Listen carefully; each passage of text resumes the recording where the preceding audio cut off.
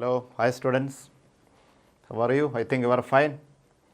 So we are so lucky to be here.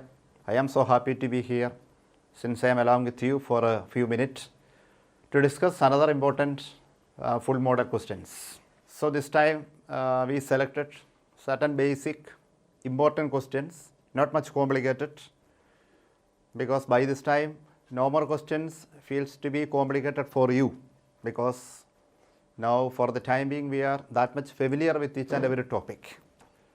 So we selected some important simple question, basic question representing different chapters. Okay, I think by this time you studied everything. You are on the way to touch the final examination. Okay, anyway, just refreshing or rewinding the memories. We will go through certain important questions.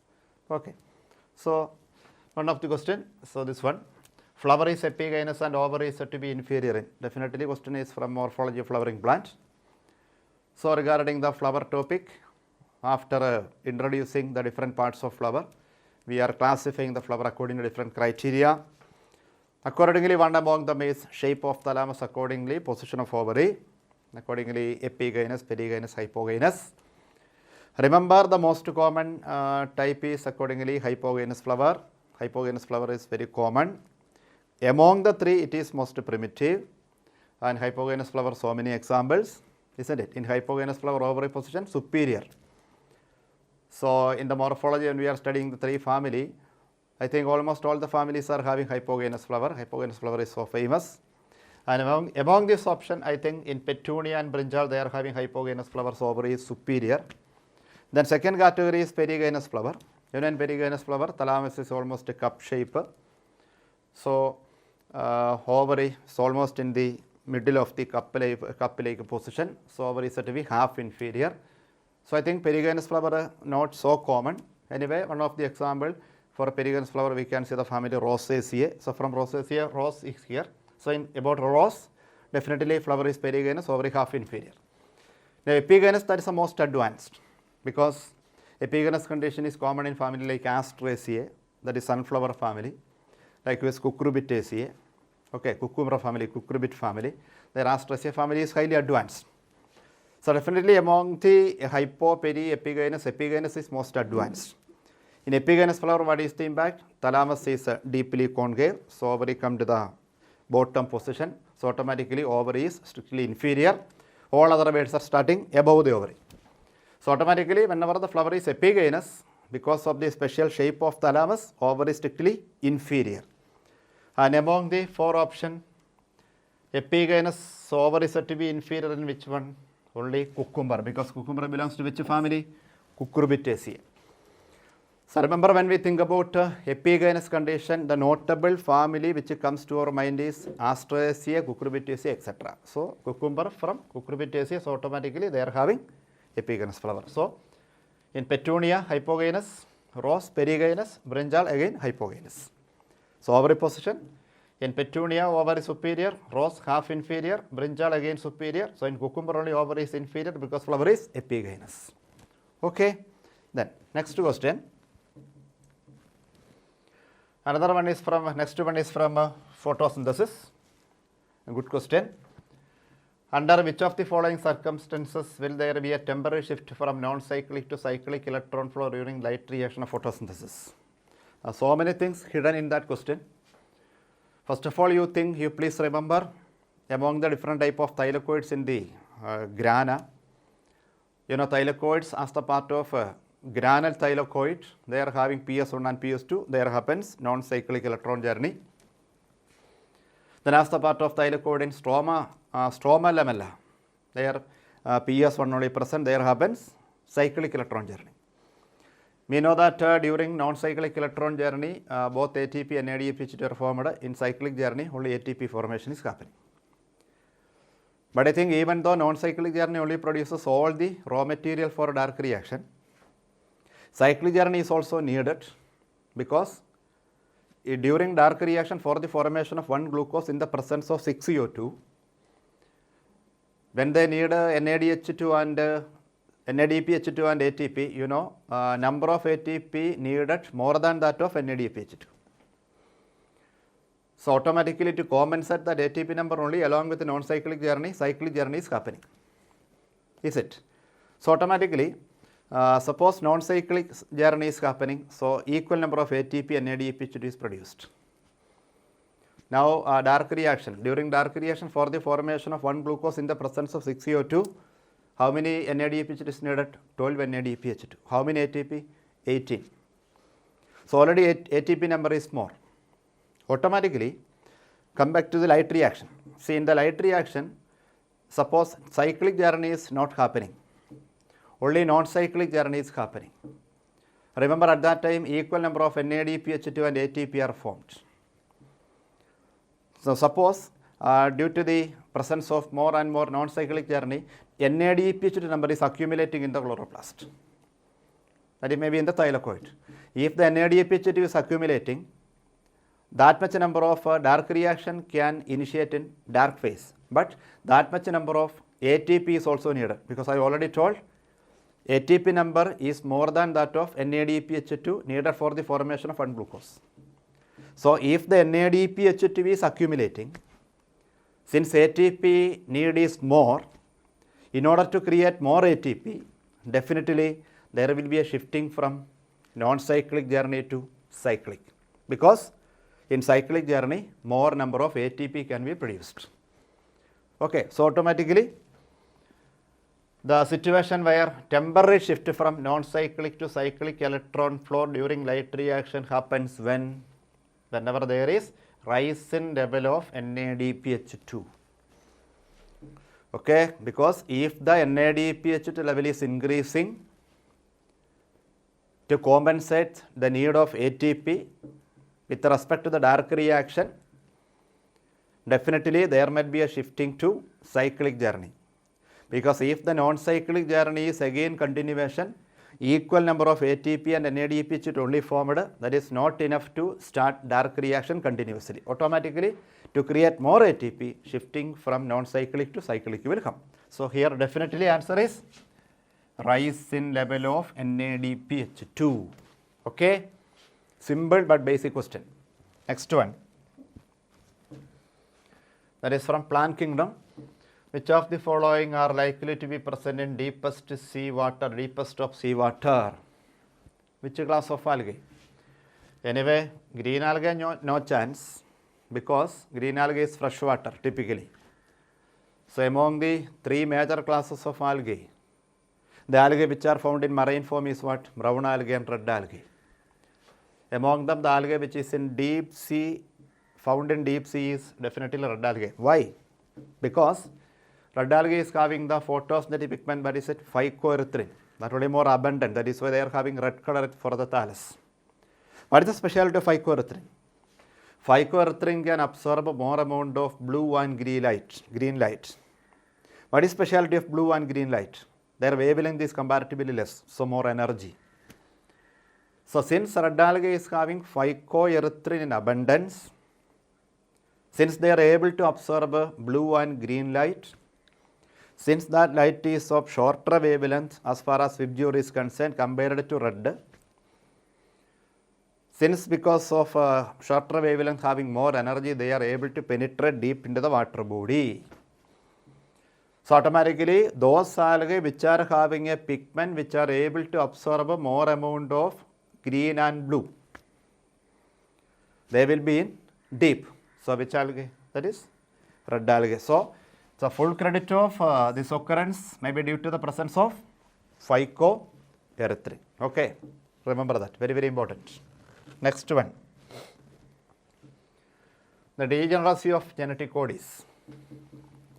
Along with mRNA, when we are understanding genetic code or codon, after studying all the 64 codon, we are studying the features of codon. Among the different features, the most important 2 points are unambiguous nature and degeneracy. What do you mean by unambiguous? Unambiguous means one codon can code only one amino acid. Actually, that sentence says codons are not ambiguous.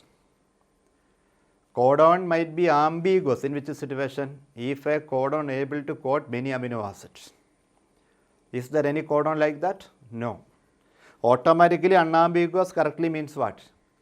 Inability of a codon to code for many amino acids. That means what? One codon can code only one amino acid. What is the impact?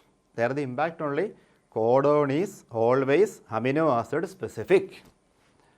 See, codon is amino acid specific. That means one codon can code only one amino acid. Is there any exception for that? No. Now come to the degeneracy. What is degeneracy? What is the reason for degeneracy? According to the codon dictionary, we know that among the 64 codons, 61 codons only sense codons. The 61 codon has to code only 20 different type of amino acids, including the amides.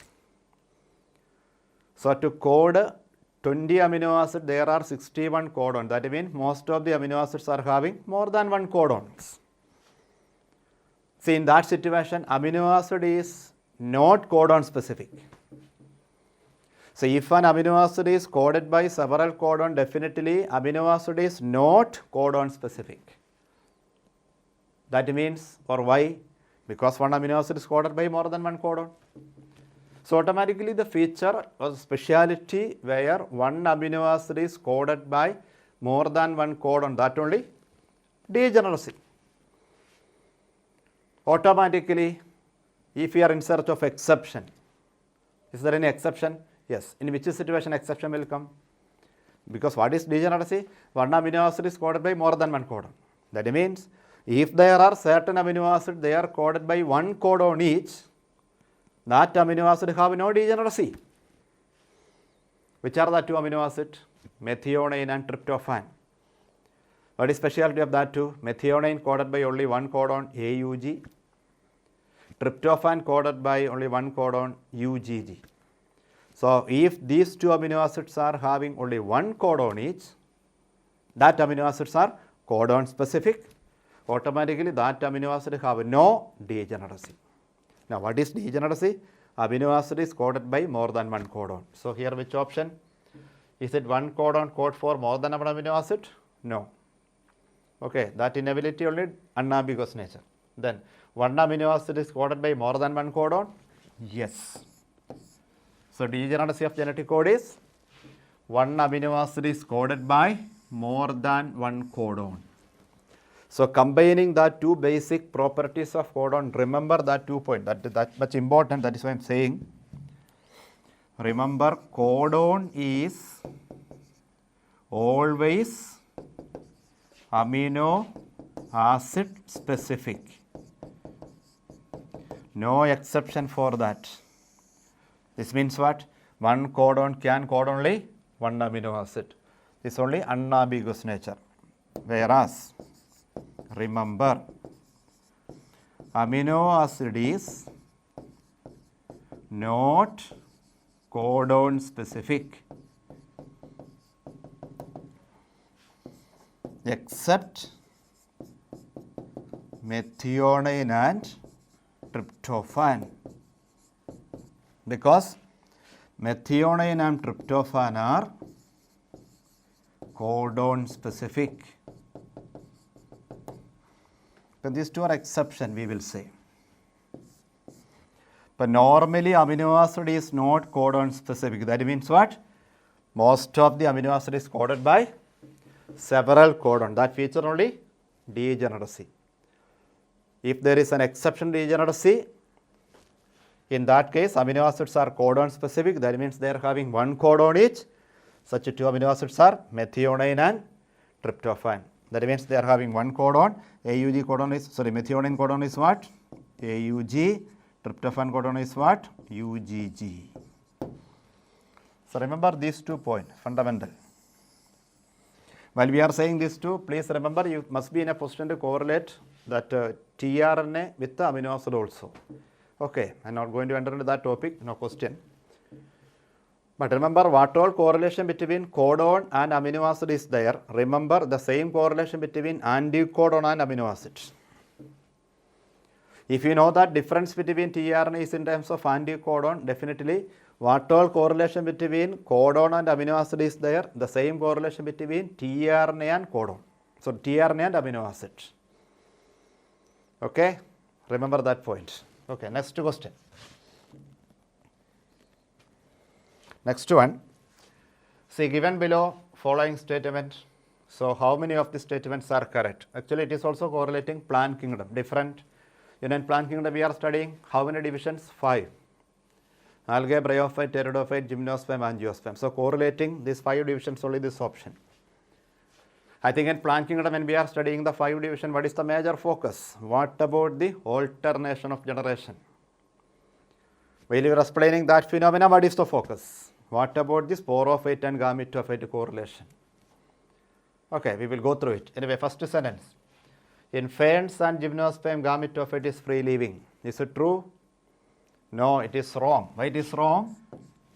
In ferns, that is in pteridophyte, gametophyte is free living. You know, in pteridophyte is the only plant group where sporophyte and gametophyte is independent. Am I right?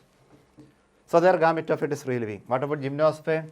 In gymnosperm, gametophyte is not free living because in all seed-bearing plants, that is in gymnosperms and angiosperm, sporophyte is the dominant phase. Truly multicellular, huge tree. And within the sporophyte only in certain coordinates, small reduced gametophyte is present. So in seed-bearing plants like gymnosperm and angiosperm, can we see an independent gametophyte? No. Their gametophyte is totally dependent on sporophyte. Okay. Remember, from algae to angiosperm, what a fantastic improvement or advancement in the size of sporophyte, whereas gametophyte is reducing. Okay. Remember that comparison. In algae and bryophyte, gametophyte is the dominant phase. But why their life cycle is different? In algae, even though gametophyte is dominant phase, the second phase, sporophyte, it is not much important like gametophyte because their sporophyte is just one-celled zygote. That is why life cycle of algae become haplodic. What about in bryophyte? In bryophyte, even though dominant phase is gametophyte like algae, there the second phase, sporophyte, also multicellular. We can see through naked eye. That means both phases are multi, so their life cycle become haplodiplodic. So even though life cycle of algae and bryophyte are different, what is the similarity in both cases? Gametophyte is dominant phase.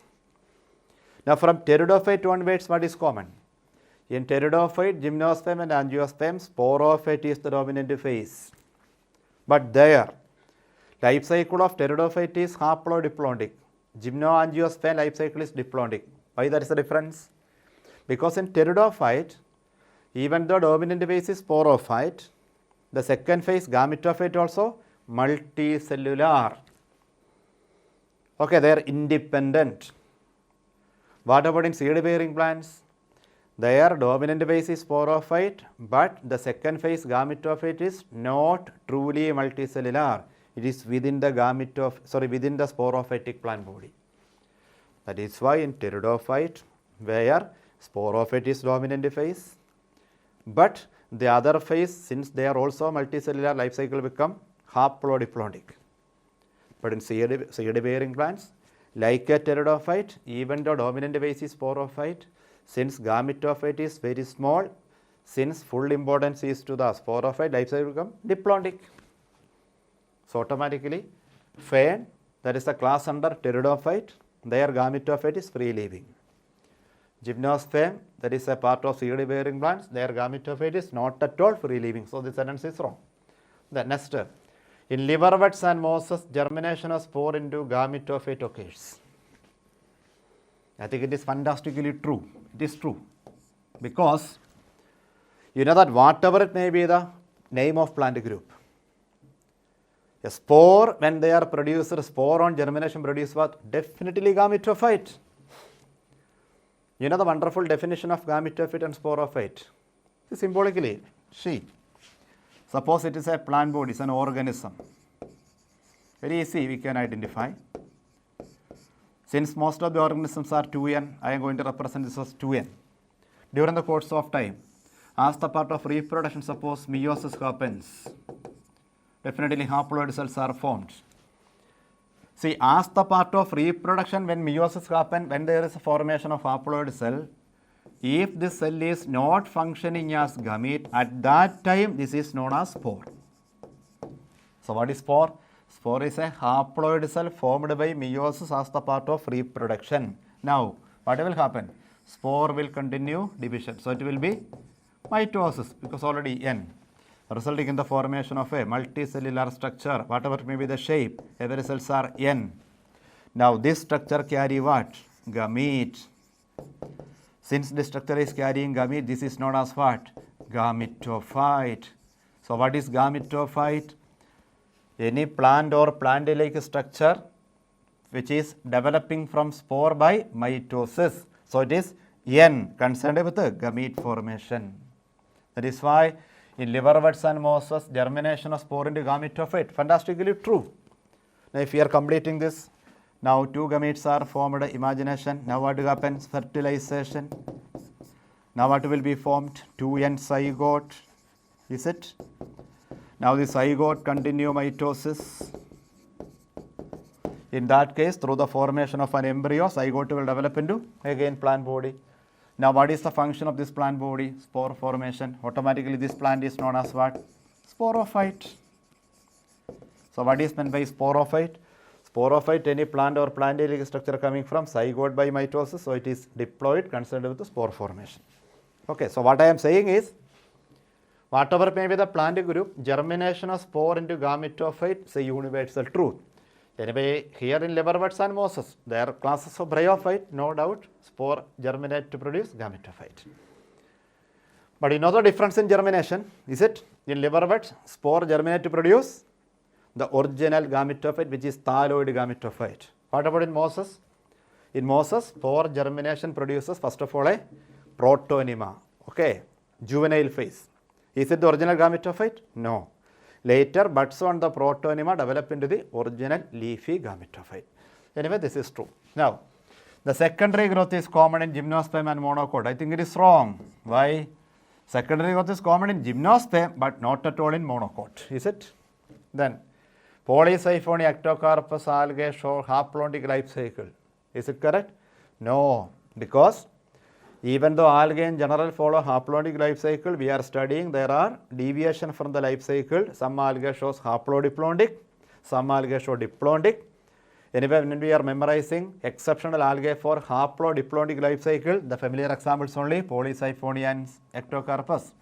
Polysiphonia red algae, ectocarpus rubber algae, these two are showing haplodiplontic life cycle only, not at all haplontic. So this sentence is also wrong. So how many is correct now? Only one, option 4.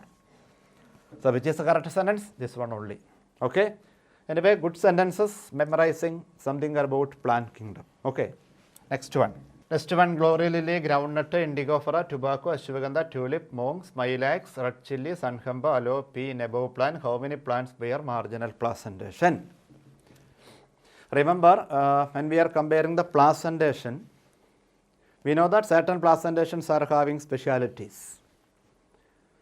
So what is the speciality of marginal placentation? Marginal placentation most common in monocarpellary gynoecium. Likewise, what is the speciality of basal placentation? Basal placentation carry only one ovule inside the ovary. What is speciality of parietal placentation?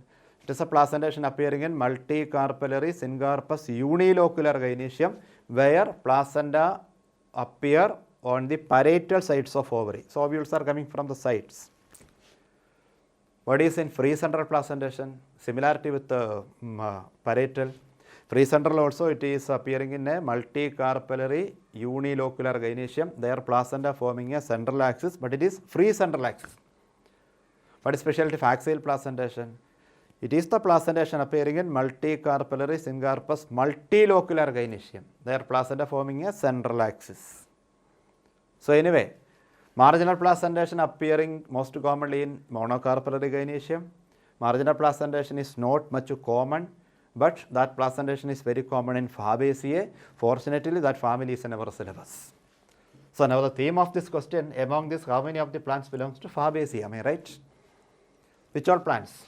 I think groundnut, indigofera, glory lily, that is Gloriosa superba, which family? Liliaceae, tobacco, Solanaceae, ashwagandha, Solanaceae, tulip, Liliaceae, monk, again Fabaceae, smilax, Liliaceae, red chilli, Solanaceae, sun hemp, Fabaceae, aloe, Liliaceae, pea, again Fabaceae. So, groundnut, indigofera, monk, sun hemp, pea. Since this plants belongs to Fabaceae, their presentation is marginal. So, how many plants? 5, option 4. So, just to rewind the family of the other plants. This one Liliaceae, Solanaceae, again Solanaceae, Liliaceae, Liliaceae, Solanaceae, Liliaceae. And 5 plants belongs to Fabaceae. They are having marginal placentation. Okay, fine. Next one. Next one from genetics. If one parent is a carrier and second is affected by phenylketonuria, which is an autosomal recessive disorder, what are the chances of appearance of this disease in child? Remember, among the Mendelian disorder, except 2 in our syllabus, all others are autosomal recessive disorder. Anyway, phenylketonuria, you know the theory, due to the mutation of gene which code for the enzyme, normally converting phenylketonuria into, phenylalanine into tyrosine. So, 2 deviations, one of the deviation in that case it is converted into phenylpyruvic acid, resulting in the mental retardation. That condition only phenylketonuria. Anyway, you know the appearance. Anyway, coming to the problematic question.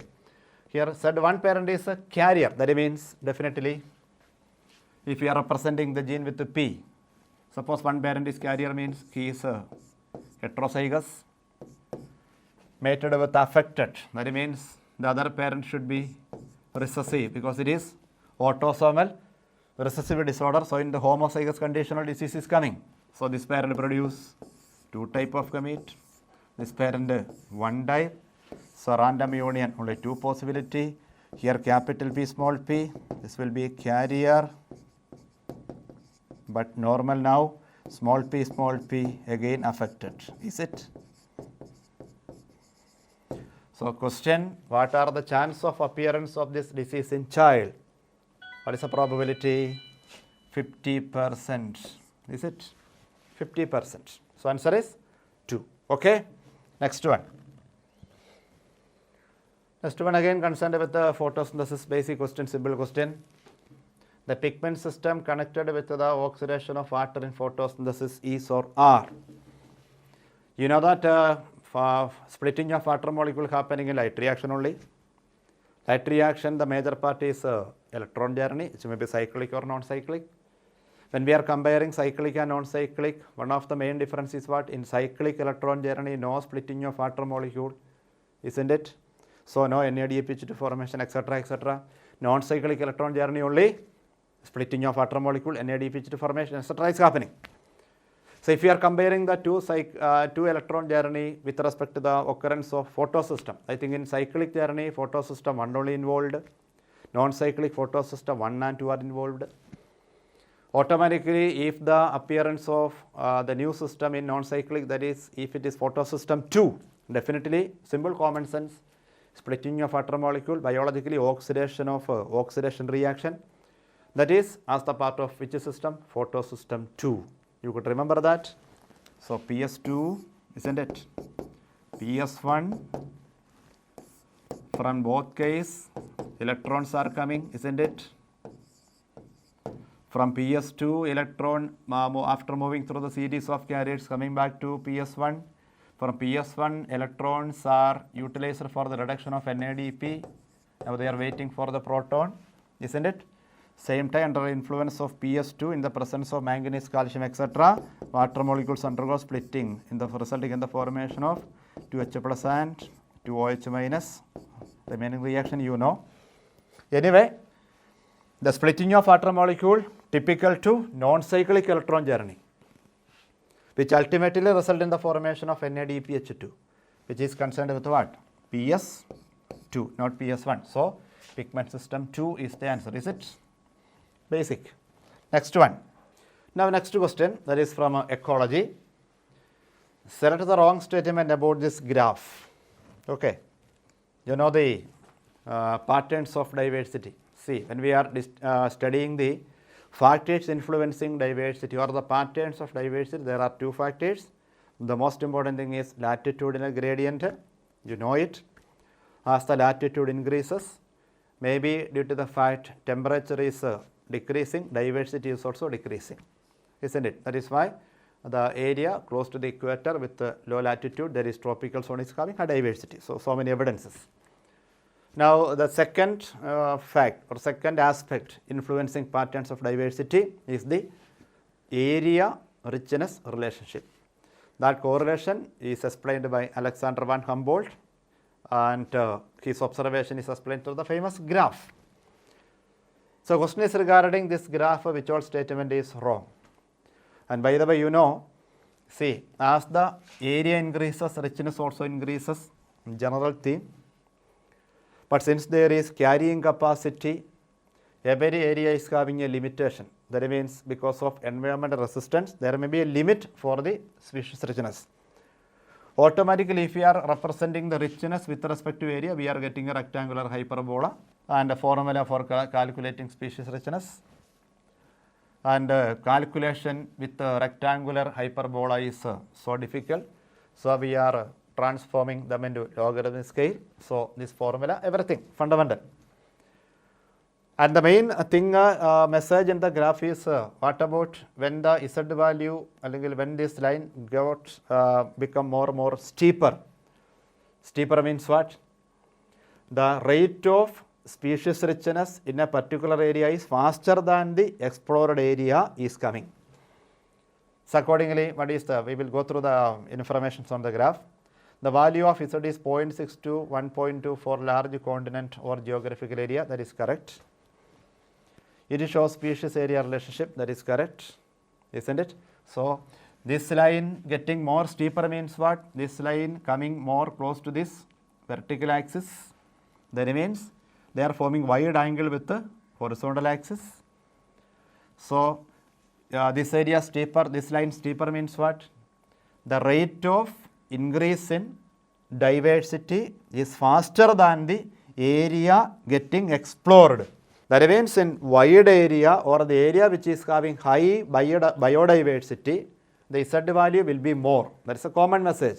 So accordingly, it shows area relationship, that is correct. Then curve A is a rectangular hyperbola where the slope of Z is much steeper, that only told. So it is getting more and more steeper means what? This line come close to this vertical axis, so this angle become wide.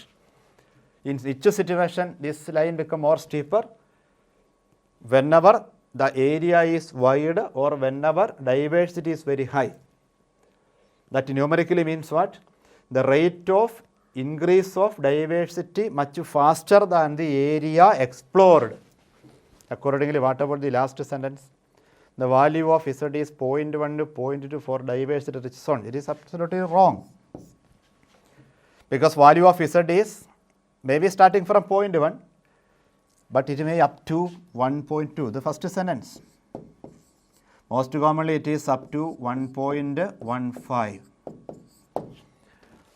Anyway, regarding an area where diversity is very high, automatically, no doubt, species richness, that means increase in the diversity is also getting more and more high rate. Automatically Z value is not between 0.1 and 0.2. 0.1 and 0.2 is negligible. This value will be more wide. So automatically this value is wrong.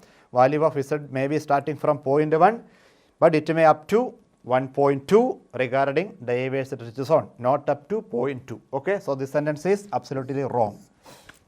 Okay, next question. Next one regarding cell cycle, select the correct option with respect to mitosis. So I think among the four options, only one is correct, all others are wrong. We will check. First sentence, chromatid separate but remains in the center of cell in the anaphase. I think it is wrong because in the anaphase, centromere splitter, so chromatid will separate immediately. I think they start moving to opposite pole, just to start. So we can't say that they remains in the center itself. So chromatid separate, this part is correct, but remains in the center of the cell in anaphase, wrong, because in anaphase, as soon as separation is happening, they start beginning to opposite pole. Then Chromatid start moving towards opposite pole in telophase. Absolutely wrong, because in telophase, chromatid or the separated chromosome already arrived in the opposite pole. Chromatid separate and moving towards opposite pole is happening where? That is in the anaphase. Telophase is actually marked by the beginning of daughter chromosomes at the opposite pole. So, starting of the movement is not happening in telophase, that is in anaphase itself, so sentence is wrong. Then, Golgi complex and ER are still visible at the end of prophase. Absolutely wrong, because towards the end of prophase, along with the nucleolus, nuclear membrane, ER, Golgi complex also disappears. So, at the end of prophase, intact Golgi complex and ER is not present. That is also wrong. Now, the last, chromosome move to the spindle equator and get aligned along the equatorial plate in metaphase. It is absolutely correct. Is it? Because we know that during metaphase, by the action of spindle fiber, whatever may be the number of chromosome, they will come to the center. That center only known as metaphase plate or equatorial plane. So, chromatid separate but remains in the center of cell in anaphase. That is wrong, because even though chromatid separation happening in anaphase, they are not in the center itself, because towards the end of anaphase, they start moving towards opposite pole. Then, second, chromatid start moving towards opposite pole in telophase. Wrong, because that is happening in anaphase. Then Golgi complex and ER still visible at the end of prophase. Wrong, because towards the end of prophase, along with the nuclear material, this also disappearing. Whereas last one, chromosome move towards spindle equator and aligned at the equatorial plate is correct. Okay, so option 4 is the answer. So think why the first 3 are wrong. Okay, yeah. Next one. Next one is endosperm of gymnosperm is differ from endosperm of angiosperm. So this question is having connection with the plant kingdom and also with the reproduction in flowering plants. So what is basic? What is it? Definitely being haploid and formed before fertilization. See, remember about gymnosperm. In gymnosperm, when the female gamete of it is coming from megaspore, that is already in the megasporangium ovule. Remember, the female gamete of it is having few archegonia. Archegonia only possess female gamete. So within the vendor of archegonia, that is already in the female gamete of gymnosperm, and the fertilization happens, the zygote formed there undergo mitosis, developing into an embryo.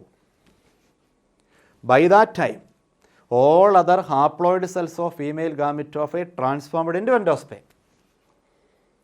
Gamete of it is already N. That is why we are saying endosperm in gymnosperm is haploid and is formed even before fertilization, because gametophytic cells were there before fertilization. But what about in angiosperm? In angiosperm, gametophyte is not having archegonia. It is normally 7-celled. One of the cell, namely egg, fertilized with the first male gamete producing zygote that undergo mitosis, giving rise to embryo. But I think there are fertilization, since it is double fertilization, one more event, triple fusion is present. During triple fusion, the secondary nucleus, the fusion product of polar nuclei, that is already 2N, fused with the second male gamete, resulting in the formation of PEN, that undergo mitosis producing the 3N endosperm. So remember, endosperm in angiosperm is 3N and is the product of triple fusion, so it is 3N. Whereas endosperm in gymnosperm is haploid. Why? Because it is formed even before fertilization. Okay, so the classical difference in gymnosperm, endosperm is not a fertilization product, so it is N. Angiosperm, it is a fertilization product, particularly triple fusion, so there the endosperm is 3N. So here question, endosperm of gymnosperm differ from endosperm of angiosperm in being haploid and formed before fertilization. Okay. So last question. The chemiosmotic coupling hypothesis of oxidative phosphorylation proposes that adenosine triphosphate is formed because. Remember, chemical osmosis regarding or mechanism for ATP formation that we can explain with respect to photosynthesis and respiration. What about this question?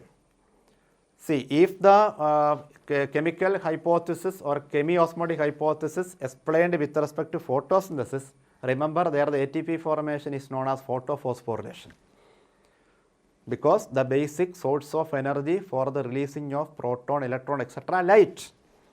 And if the same event is with respect to mitochondria, now the phosphorylation is oxidative. Okay, because there the source of energy is the oxidation of reduced coenzyme. So, since the time oxidative phosphorylation is coming, it is clear it is with respect to mitochondria. Now, whatever may be the place, that means maybe thylakoid membrane of chloroplast or inner membrane of mitochondria, whatever it may be, the fundamental of chemical osmosis is what? Proton gradient formation. Such a way that at certain place concentration of proton is going to be high. Now what is the speciality? That membrane is having some area known as proton channel. With respect to mitochondria, it is known as oxysome. Now the channel is having an area which contains enzyme ATPase. So automatically through the channel, when the protons are coming from an area of high concentration to an area of low concentration, the enzyme present in the proton channel named ATPase is transferring the energy to ATP bond. So automatically the basic requirement for the ATP formation may be during photosynthesis or during aerobic respiration.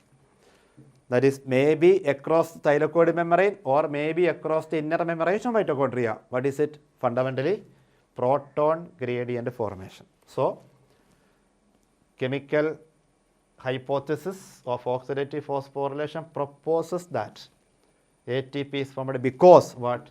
Proton gradient forms across the inner membrane. And with that context, you please summarize or rewind the difference with respect to the concentration difference across the membrane in thylakoid membrane and inner membrane of mitochondria, such a way that how, see, in chloroplast, if it is thylakoid, regarding thylakoid, this is inner face, this is outer face. This is the lumen of thylakoid, this part is stroma. See, as far as chloroplast is concerned, I think proton concentration is high where? Here. Here low. That means as far as thylakoid is concerned, proton concentration is high inside the lumen and low outside. As far as mitochondria is concerned, what is the difference? Imagine this is outer membrane, this is inner membrane having cristae, isn't it? I think their electron journey is happening here. And because of electron journey, we know that there is proton, first of all, transported from matrix towards the perimitochondrial space. So here proton concentration high, here, low here. That means whatever may be that important membrane, in mitochondria, proton concentration is high outer to that important membrane, low inner to the membrane. Here, proton concentration high inner to the important membrane, low outer to the important membrane. So whatever it may be, what I am saying is, maybe thylakoid membrane of chloroplast or inner membrane of mitochondria, whatever it may be, the basic requirement for the formation of ATP according to chemical osmosis proposed by Peter Mitchell is proton gradient across the membrane. Okay, so the other option, there is change in the permeability of inner mitochondrial membrane. No. High energy bonds are formed in mitochondrial protein. Impossible. ADP is pumped out of matrix into the inner membrane space. No. So basically, proton gradient formation across the inner membrane, wherever it is. So regarding mitochondria, that is in the inner membrane, in chloroplast is in the thylakoid membrane. Okay. So these are certain important questions. Simple question, not complicated question. As I told in the beginning, since we are thorough about the topic for the time being, since we are very close to the examination, now we have no complexity, we know everything. So selected question regarding different topic. I think here questions came from morphology, then somebody from photosynthesis, from ecology, and some genetics. Okay. So that's all for the time being. Prepare well. Okay. Have a nice time. Thank you. Bye-bye. Best of luck. Hi, welcome to question discussion. Some selected question from zoology part from our previous model exams. First, question number 140. The following graph of relative concentration of the 4 hormones present in the blood plasma of a woman during her menstrual cycle. Identify the hormones A, B, C and D. നമുക്കറിയാം that hormonal levels at different phases of menstrual cycle. നമുക്കിത് എങ്ങനെ easy ആയിട്ട് identify ചെയ്യാൻ പറ്റുക? നിങ്ങൾ ആ second phase നോക്കുക. Second ഫേസിലേക്ക് നോക്കിയാൽ നിങ്ങൾക്കറിയാം ഓവുലേഷൻ കഴിഞ്ഞ് വരുന്ന ഫേസിൽ 2 മെയിൻ ഹോർമോൺസുകളാണ് വരിക അല്ലേ, പ്രൊജസ്റ്ററോൺ ആൻഡ് ഈസ്ട്രജൻ. അപ്പോൾ ഓവുലേഷൻ കഴിഞ്ഞ് വരുന്ന ആ ലാർജ് എമൗണ്ട് ഏതായിരിക്കും? പ്രൊജസ്റ്ററോൺ ആയിരിക്കും അല്ലേ, പ്രഗ്നൻസി ഹോർമോൺ. അപ്പോൾ ഇതേതായിരിക്കും? പ്രൊജസ്റ്ററോൺ ആയിരിക്കും. ക്ലിയർ? അപ്പോൾ നമ്മൾ സെക്കൻഡ് ഫേസ് നോക്കിയാൽ ഈസി ആയിട്ട് ഐഡൻറ്റിഫൈ ചെയ്യാം. എന്നിട്ട് അതിൻ്റെ ഫ്രണ്ടിലേക്ക് നോക്കിയാൽ മതി പ്രൊജസ്റ്ററോണിൻ്റെ അളവ് കാണണമെങ്കിൽ. ദെൻ അടുത്ത ഹോർമോൺ ഏതായിരിക്കും? ഈസ്ട്രോജൻ. ശരിയല്ലേ? അപ്പോൾ ഈസ്ട്രോജൻ ഏതാ? ദാ. അപ്പോൾ ഇതാരാ? ഈസ്ട്രോജനാണ്. ശരിയല്ലേ? ഇനി നമുക്കറിയാം ഓവുലേഷന് വേണ്ടി ട്രിഗറിങ് ഹോർമോൺ ആരാ? LH ആണ് അല്ലേ. LH search causes ovulation. അപ്പോൾ ഓവുലേഷൻ മിഡ് പീരീഡിൽ ഹൈക്കിൽ നിൽക്കുന്ന ആരായിരിക്കും? കണ്ടോ, അതാരായിരിക്കും? LH. ശരിയല്ലേ? ഇനി നമുക്കറിയേണ്ടത് എന്താ? നമ്മുടെ മെൻസ്ട്രുവൽ സൈക്കിളിൻ്റെ ബിഗിനിങ് ഫേസിൽ കൂടുതലായിട്ട് വരുന്ന ഹോർമോൺ ഏതായിരിക്കും? ബിഗിനിങ് ഫേസിൽ ഏറ്റവും മുന്നിൽ നിൽക്കുന്നത് FSH ആണ് അല്ലേ, ഫോളിക്കിൾ സ്റ്റിമുലേറ്റിംഗ് ഹോർമോൺ ആയിരിക്കും, FSH. അപ്പോൾ ഇത് നോക്കി മനസ്സിലാക്കിയാൽ മതി. അപ്പോൾ മെൻസ്ട്രുവൽ സൈക്കിൾ തുടങ്ങുമ്പോൾ ഏറ്റവും പീക്കിൽ നിൽക്കുന്ന ഏറ്റവും കൂടുതലുള്ള ആരായിരിക്കും? FSH. ആ ഓവുലേഷൻ സമയത്തിന് തൊട്ട് മുന്നേ പീക്ക് ലെവലിൽ വരുന്ന ആരായിരിക്കും? LH അല്ലേ. ഇനി പോസ്റ്റ് ഓവുലേറ്ററി ഫേസിൽ ഏതായിരിക്കും കൂടുതൽ? പ്രൊജസ്റ്ററോൺ, പിന്നീട് എസ്ട്രോജൻ. അപ്പോൾ ഇത് എസ്ട്രോജൻ. അപ്പോൾ നോക്കേ, option A FSH, B oestrogen, FSH, oestrogen, and C LH, and D progesterone. ശരിയല്ലേ? അപ്പോൾ ഇങ്ങനെയൊരു ഗ്രാഫിക്കൽ റെപ്രസെൻറ്റേഷൻ തന്നാൽ അത് ഏത് ഹോർമോണെന്ന് ഈസി ആയിട്ട് ഒന്ന് ഐഡൻറ്റിഫൈ ചെയ്യാൻ ശ്രമിക്കുക. അപ്പോൾ ഇത് നോക്കി നമുക്ക് ഈസി ആയിട്ട്, അല്ലാതെ ഈ ഒരുപാട് ലൈനുകളൊക്കെ കാണുമ്പോൾ അത് കൺഫ്യൂഷൻ ഉണ്ടാക്കണ്ട. ഇവിടെ നോക്കിയിട്ട് അതിൻ്റെ പിറകിലേക്ക് നോക്കിയാൽ മതിയാകും. അപ്പോൾ നമുക്ക് ഈസി ആയിട്ട് പ്രൊജസ്ട്രോണിനെയും ഈസ്ട്രോജനെയും LHനെയും FSHനെയും നമുക്ക് ഈസി ആയിട്ട് ഡിമാർക്കേറ്റ് ചെയ്ത് മനസ്സിലാക്കാൻ പറ്റും. Clear? So that is option third one. Clear? Then match the following. Column 1, column 2. Column 1ൽ descending limb, ascending limb, PCT, collecting ducts. ഓരോ പാർട്ടിൻ്റെയും റോളൊക്കെ നമ്മൾ വ്യക്തമായിട്ട് പഠിച്ചു വെച്ചിട്ടുണ്ട്. നോക്കുക, ഡിസെൻഡിങ് ലിംബ്. എന്താ ഡിസെൻഡിങ് ലിംബിൻ്റെ പ്രത്യേകത? അല്ലേ, Henle's loop, that loop like സ്ട്രക്ചറിൻ്റെ ഡിസെൻഡിങ് പാർട്ട്. ഡിസെൻഡിങ് പാർട്ടിലൂടെ ഗ്ലോമറുലാർ ഫിൽട്രേറ്റ് വരുമ്പോൾ ആ ഫിൽട്രേറ്റിൻ്റെ ചേഞ്ച് എന്താണ്? അതിൻ്റെ കോൺസെൻട്രേഷൻ, ഓസ്മോളാരിറ്റി ഗ്രാജുവലി ഇൻക്രീസ്. ശരിയല്ലേ? നമുക്കറിയാം ഡിസെൻഡിങ് ലിംബിൽ കൂടി ഫിൽട്രേറ്റ് താഴേക്ക് വരുന്നതനുസരിച്ച് അതിൻ്റെ സൊല്യൂട്ട് കോൺസെൻട്രേഷൻ കൂടിക്കൂടി വരും. സൊല്യൂട്ട് കോൺസെൻട്രേഷൻ കൂടിക്കൂടി വരണമെങ്കിൽ അതിൽ നിന്ന് എന്ത് നഷ്ടപ്പെടണം? അതിൽ നിന്ന് വാട്ടർ ലോസ് ചെയ്യണം. അപ്പോൾ എന്താ ഡിസെൻഡിങ് ലിംബിൻ്റെ പ്രോപ്പർട്ടി എന്ന് നമുക്കറിയാം, permeable to water. Descending limb is permeable. അപ്പോൾ എ എന്ന് പറയുന്നത് എന്താണ്? തേർഡ് ആണ് അല്ലേ. Descending limb is permeable to water, thereby that concentration gradually increase while it passes towards lower part of the descending limb. ശരിയല്ലേ? Okay. Then ascending limb. Ascending ലിംബിൻ്റെ property നേരെ തിരിച്ചിട്ടാണ് അല്ലേ. അസെൻഡിങ് ലിംബിൽ കൂടി റീനൽ കോർട്ടക്സിലേക്ക് ഫിൽട്രേറ്റ് വരുന്നതനുസരിച്ച് അതിൻ്റെ concentration കുറഞ്ഞു വരും. Filtrate concentration കുറഞ്ഞു വരും. കാരണം എന്താ? Due to the loss of solutes.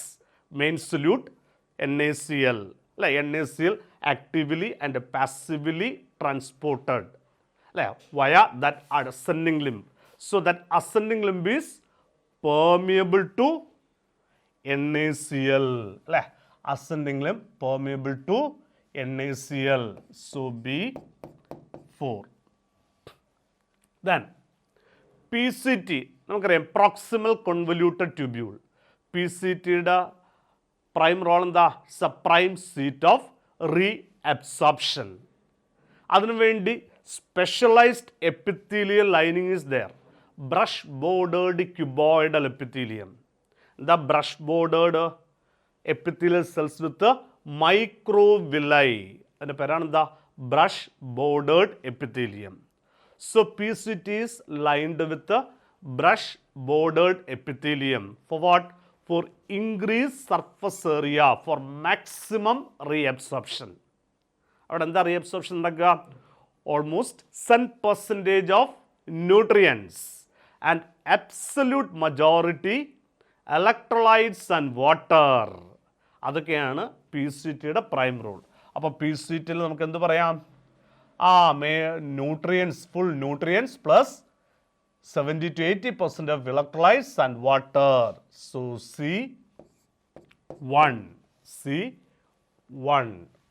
And collecting duct. Spelling mistake. Collecting duct in the permeability and the permeable to water. While that glomerular filtrate pass through collecting duct, what happens? Maximum amount of water reabsorbed back into our body. അപ്പോൾ highly permeable to water. എന്നിട്ട് നമ്മൾ ഒരു പ്രോപ്പർട്ടിയും കൂടെ പഠിക്കുന്നുണ്ട്. Lower part of the collecting duct is permeable to small amount of urea. For what? To maintain a desired osmolarity for the maximum concentration of urine. ശരിയല്ലേ?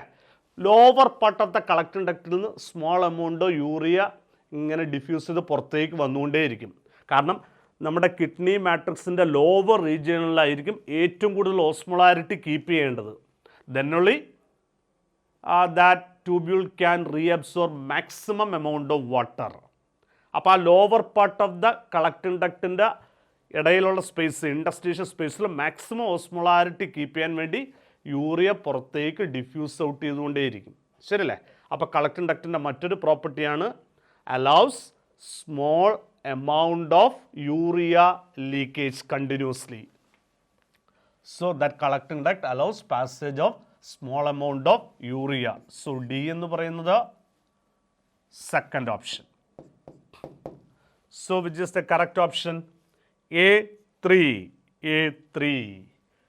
B4, C1.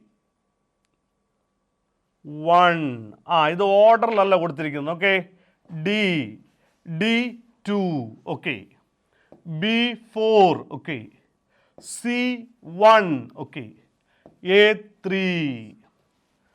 So option 2. Next, how many statements given below are the examples of naturally acquired passive immunity? Naturally acquired passive immunity. നമുക്കറിയാം passive immunity എങ്ങനെയാണ് കിട്ടുക? By administration of antibodies, readymade antibodies. Active immunity എങ്ങനെയാണ് കിട്ടുക? Direct encounter of pathogen. എന്നാൽ passive immunity എങ്ങനെയാണ് കിട്ടുക? Administration അല്ലെങ്കിൽ introduction of antibodies. ആൻറ്റിബോഡീസിൽ രണ്ട് തരത്തിലാകാം, നാച്ചുറലി ഓർ ആർട്ടിഫിഷ്യലി.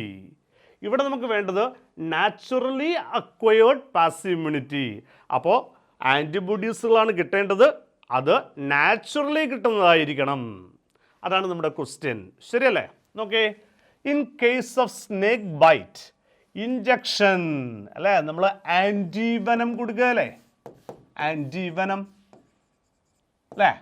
അപ്പോൾ ആ ആൻറ്റിവനത്തിനകത്ത് എന്തുണ്ട്? പ്രിഫോംഡ് ആൻറ്റിബോഡീസുകളുണ്ട് given to the patients containing preformed antibodies against snake venom. അതൊരു റെഡിമെയ്ഡ് ആൻറ്റിബോഡി അല്ലേ? അത് നാച്ചുറലി ഒക്കറിങ് ആണോ? ഇല്ല, അത് ആർട്ടിഫിഷ്യൽ ആണ് അല്ലേ. ഇതെന്താണ്? ആർട്ടിഫിഷ്യലി അക്വയേർഡ് പാസീവ് ഇമ്മ്യൂണിറ്റി ആണ്. അപ്പോൾ അതല്ല, അപ്പോൾ അത് തെറ്റാണ്. The fetus receives some antibodies from their mother through placenta. അല്ലേ? പ്ലാസൻ്റയിൽ കൂടി പ്രഗ്നൻസി പീരീഡിൽ certain antibodies pass in to foetus body. അത് നാച്ചുറലി ഒക്കറിങ് ആൻറ്റിബോഡിയാണ്. അല്ലേ? കറക്റ്റാണ്. നമുക്കറിയാം പല IgGsകളും അതിൽ കൂടി പാസ് ചെയ്യുന്നുണ്ട്. ദെൻ കൂടാതെ colostrum secreted by mother during the initial period of lactation has abundant IgA. That is also a ready-made antibody from mother to fetus. അപ്പോൾ അതും എന്ത് തന്നെയാ?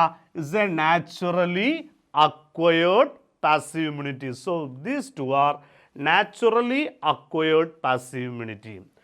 Last one ATS. നമുക്കറിയാം ആൻറ്റി ടെറ്റനസ് സെറം. അല്ലേ? നമ്മൾ TT injection എടുക്കാറുണ്ട്, tetanus toxoid injection. ശരിയല്ലേ? അതിനകത്ത് എന്താ? റെഡിമെയ്ഡ് ആൻറ്റിബോഡി അല്ലേ ഇരിക്കുന്നത്. അത് നമ്മൾ ആർട്ടിഫിഷ്യലായിട്ട് ഇഞ്ചക്ട് ചെയ്യുകയല്ലേ. സോ ATS എന്താ കൊടുക്കുക? അതും ഇത് തന്നെയാണ്, ആർട്ടിഫിഷ്യലി അക്വയേർഡ് പാസീവ് ഇമ്മ്യൂണിറ്റി. അപ്പോൾ അതും തെറ്റാണ്. ശരിയല്ലേ? അപ്പോൾ how many statements are given below are the examples? 2 examples. So answer 2. Clear? ഇത് രണ്ടും നാച്ചുറലി ഒക്കറിങ്, ഇത് രണ്ടും artificially acquired. Which of the following options gives the correct categorization of 6 animals according to the types of their symmetry? അല്ലേ? നമുക്കറിയാം symmetry based classification പറയുക. ആദ്യത്തെ കോളത്തിൽ asymmetrical animal, രണ്ടാമത്തെ കോളത്തിൽ radially symmetrical, then bilaterally symmetrical. Okay.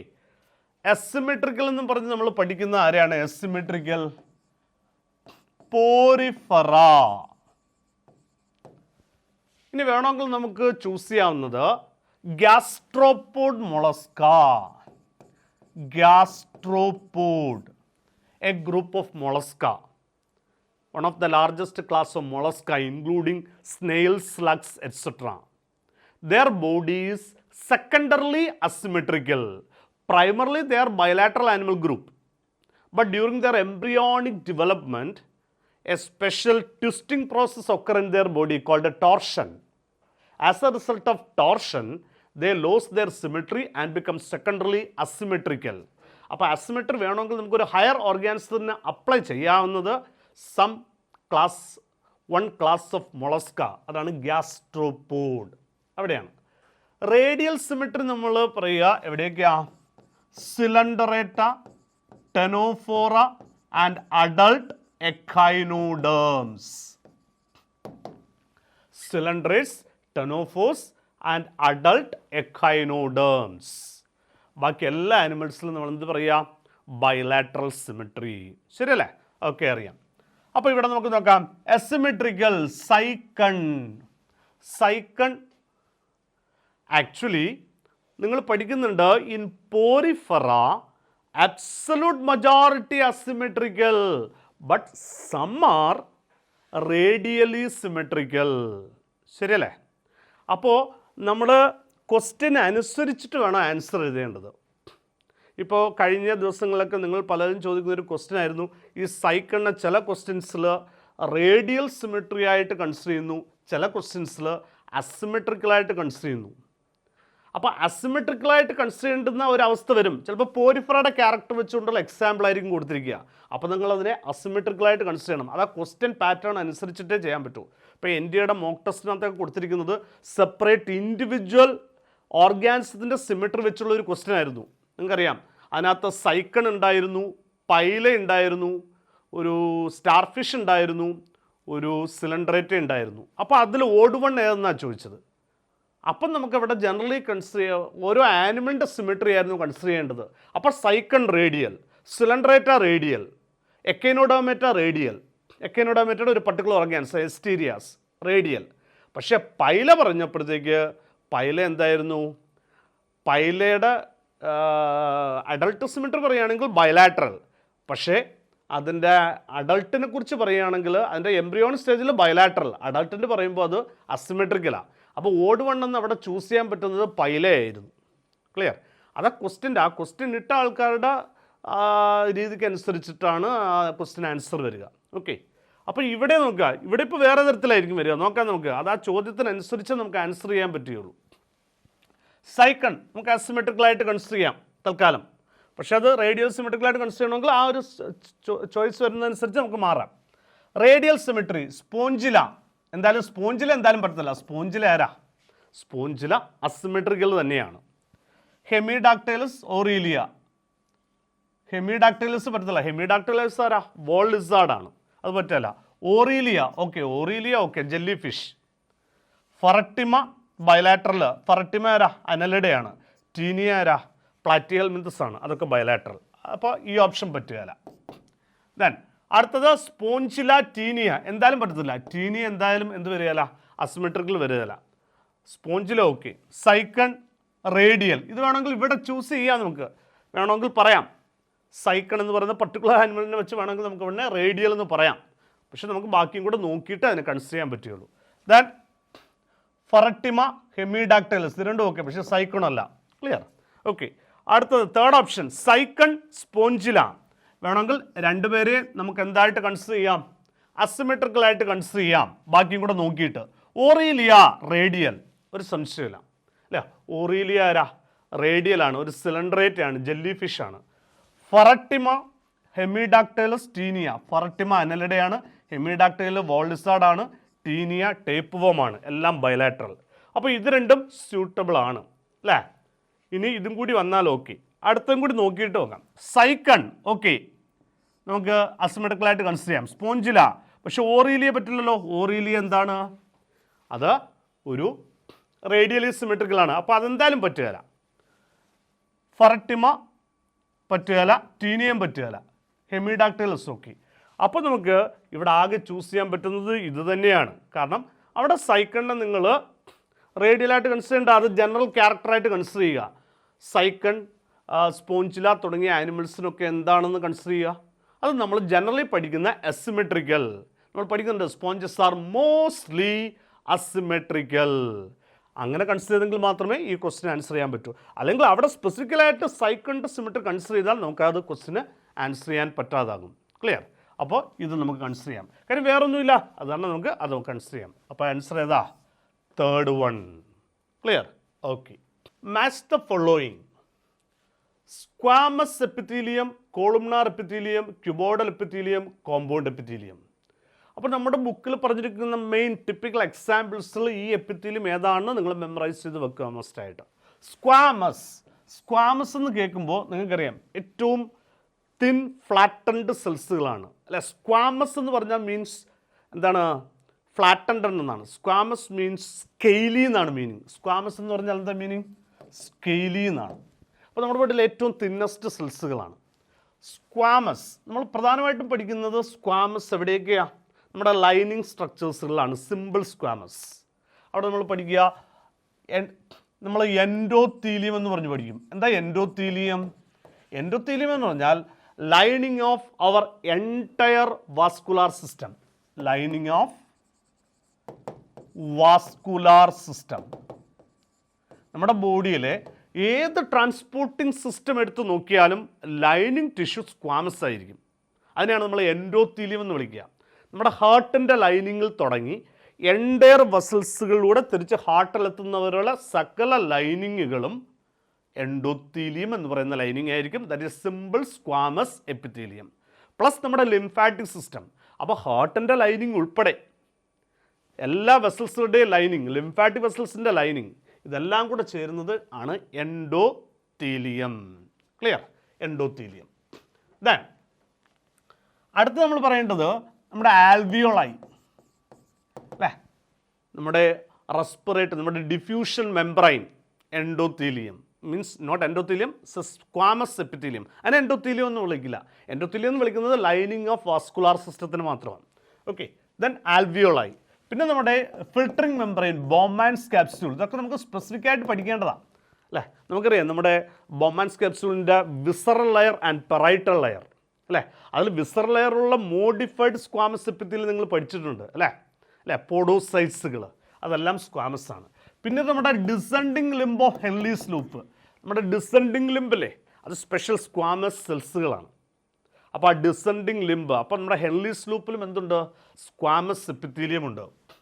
പിന്നെ നിങ്ങൾ പറയേണ്ടത് നമ്മുടെ ബോഡി വോൾ ലൈനിങ് അല്ലെങ്കിൽ നമ്മുടെ body cavity, lining of body cavity, lining of body cavity നമ്മളൊക്കെ സീലോമേറ്റ്സുകളാണ് അല്ലേ? ആ സീലോമേറ്റ്സുകളുടെ ഒക്കെ ലൈനിങ് ഓഫ് ബോഡി ക്യാവിറ്റി നമുക്ക് വേണമെങ്കിൽ ഇങ്ങനെ പറയാം: peritoneal, pericardial and plural lining.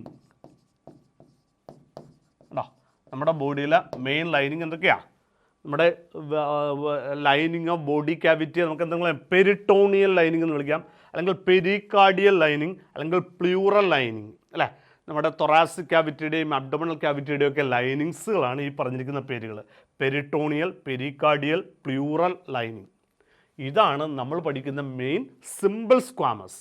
ഇനി നമ്മുടെ സർഫസ് സ്കിന്നിൽ വരുന്നത് എന്താ? അതും സ്ക്വാമസാണ്, സൂപ്പർഫിഷ്യൽ. അതുകൊണ്ട് ഇതിൻ്റെ പേരും സ്ക്വാമസ് എപ്പിത്തീലിയം എന്നാണ്. പക്ഷേ എന്താണ് അത്? കോമ്പൗണ്ട് സ്ക്വാമസ് ആണ്, സ്ട്രാറ്റിഫൈഡ് സ്ക്വാമസ് ആണ്. ക്ലിയർ? അപ്പോൾ അതാണ് സ്ക്വാമസിനെ കുറിച്ച് പറയേണ്ടത്. ദെൻ കോളുംനാർ പറയുമ്പോഴോ നമുക്കറിയാം നമ്മുടെ alimentary canal, lining of major part of the lining of alimentary canal, അതാണ് നമുക്ക് പഠിക്കാനുള്ളത്. Major part of the lining of alimentary canal. അതിനകത്ത് പ്രൈമറിലി നമ്മൾ എംഫസൈസ് ചെയ്യുക lining of stomach and intestine plus associated glands, gastric gland, intestinal gland, pancreas, ഇതിൻ്റെയൊക്കെ secretory സെൽസുകൾ എന്തായിരിക്കും? കോളുംനാർ സെൽസുകളായിരിക്കും. Clear? അത്രയും വ്യക്തമായിട്ട് അവിടെയും പഠിക്കാം. ദെൻ ക്യൂബോയിഡൽ പഠിക്കുമ്പോൾ അത് നമ്മൾ പ്രധാനമായിട്ട് പഠിക്കുക ഗ്ലാൻസുകൾ, വേറെ ചില ഗ്ലാൻസുകൾ: sweat gland, salivary gland, thyroid gland. So അതും ഗ്ലാൻഡുലാർ യൂണിറ്റുകൾ തന്നെയാണ് cuboidal epithelium. Plus small glandular ducts, കുഞ്ഞു കുഞ്ഞു ഗ്ലാൻഡുലാർ ഡക്സുകളുടെയൊക്കെ ലൈനിങ് എന്തായിരിക്കും? ക്യൂബോയിഡൽ എപ്പിത്തീലിയം ആയിരിക്കും. അപ്പോൾ ഇതെവിടെയാണ് കാണുക? Glands and glandular ducts. ഇത് major part of the alimentary canal, lining of alimentary canal. ഇനി കോമ്പൗണ്ട് എപ്പിത്തീലിയം. കോമ്പൗണ്ട് എപ്പിത്തീലിയം പഠിക്കുമ്പോൾ എന്താ പ്രത്യേകത? നമ്മുടെ ബോഡിയിൽ എൻറ്റയർ ഡ്രൈ സർഫസ് അല്ലേ, നമ്മുടെ പ്രൊട്ടക്റ്റീവ് സർഫസുകളിലൊക്കെ കോമ്പൗണ്ട് എപ്പിത്തീലിയമാണ്. പിന്നീട് പറയാവുന്നത് ലൈനിങ് ഓഫ് നമ്മുടെ ബക്കൽ ക്യാവിറ്റി, ഫാരിങ്സ്, ഈസോഫാഗസ്, പിന്നീട് last part of the alimentary canal that is anal region, പിന്നീട് lining of our nasal tract, our auditory tract അല്ലേ? ഇതിൻ്റെ ഒക്കെ ലൈനിങ്ങിൽ, അതായത് എവിടെയൊക്കെ ഒരു ഡാമേജ് പ്രോൺ ഏരിയ വരുന്നുണ്ടോ ആ ഡാമേജ് പ്രോൺ ഏരിയയിലൊക്കെ എന്ത് വരിക? Compound epithelium. ക്ലിയർ? അവിടെയൊക്കെ മേലിൽ കാണുന്നത് സ്ക്വാമസ് തന്നെയാണ് സർഫസിൽ. അപ്പോൾ ഇത്രയും കാര്യങ്ങൾ ഈ എപ്പിത്തീലിയത്തെക്കുറിച്ച് അറിഞ്ഞിരിക്കണം. ഇനി നമുക്ക് നോക്കാം സ്ക്വാമസ്. അപ്പോൾ സ്ക്വാമസ് എവിടെയൊക്കെ വരാം? ഈ സ്ഥലങ്ങളിലൊക്കെ വരാം, ഈ സ്ഥലങ്ങളിലൊക്കെ വരാം. അപ്പോൾ സർഫസ് ഓഫ് സ്കിൻ വേണമെങ്കിൽ ചൂസ് ചെയ്യാം, എൻഡോത്തീലിയം ചൂസ് ചെയ്യാം. നമുക്ക് സ്യൂട്ടബിളായിട്ട് ആൻസർ വരുന്നതനുസരിച്ച്. ഇവിടെ ജസ്റ്റ് സ്ക്വാമസ് എന്നേ പറഞ്ഞിട്ടുള്ളൂ, സിമ്പിളെന്നോ കോമ്പൗണ്ടെന്നോ ഒന്നും പറഞ്ഞിട്ടില്ല. പക്ഷേ അവിടെ ആൻസർ നോക്കി വേണം നമ്മൾ ചൂസ് ചെയ്യേണ്ടത്. അപ്പോൾ സ്ക്വാമസ് 1 നമുക്ക് ബി ചൂസ് ചെയ്യാം, സി ചൂസ് ചെയ്യാം. ബി ചൂസ് ചെയ്യാം, ഇവിടെ സി ചൂസ് ചെയ്തിട്ടില്ല, അപ്പോൾ ബി 1 ബി. ഇനി columnar epithelium. Columnar epithelium mainly നമ്മൾ പറഞ്ഞു major part of the lining of alimentary canal, അതാണ്ട് സ്റ്റൊമക്ക് ലൈനിങ് പറയുന്നുണ്ട്. അപ്പോൾ 2 എന്താ? എ.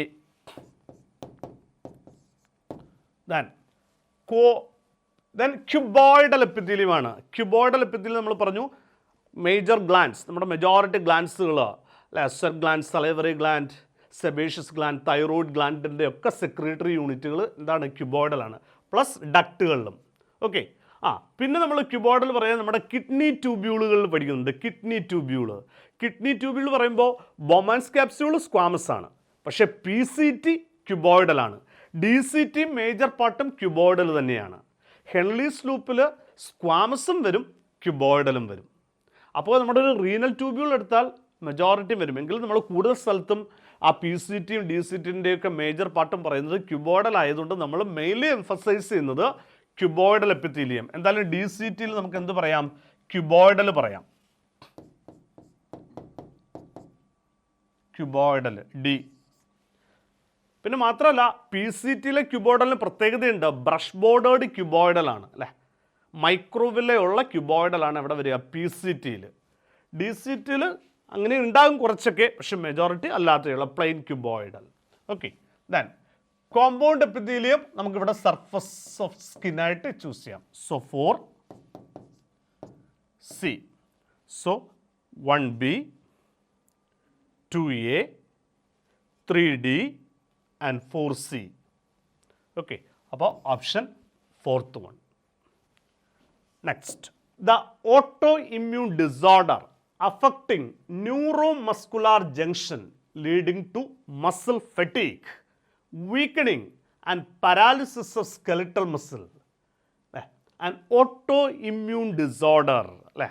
നമ്മൾ പഠിക്കുന്നൊരു മസ്കുലോസ്കെലിറ്റൽ ഓട്ടോഇമ്മ്യൂൺ ഡിസോർഡറിൻ്റെ പേരാണെന്താ, മയാസ്തീനിയ ഗ്രാവിസ്. ശരിയല്ലേ, മയാസ്തീനിയ ഗ്രാവിസ്. അത് ഓട്ടോ ഇമ്മ്യൂൺ എന്ന് വിളിക്കാൻ കാര്യം എന്താ ഇവിടെ പ്രശ്നം, muscular fatigue, weakening and paralysis. ഇതിന് കാരണം എന്താ, failure of neuro transmission, failure of proper neuro transmission, അതായത് ACH ട്രാൻസ്മിഷൻ. ACH നമ്മുടെ ന്യൂറോ ട്രാൻസ്മിറ്ററായ ACHൻ്റെ ട്രാൻസ്മിഷൻ ഫെയില്യൂറാണ് എന്തിന് കാരണമാകുന്നത്, ഈ അസുഖത്തിന് കാരണം. അപ്പോൾ പ്രോപ്പർ വർക്കിംഗ് നടക്കില്ല, muscle become fatigue, weakening and paralysis. എന്തുകൊണ്ട് നടക്കുന്നില്ല, because this ACH receptor is changed or blocked or damaged by an autoantibody അല്ലേ.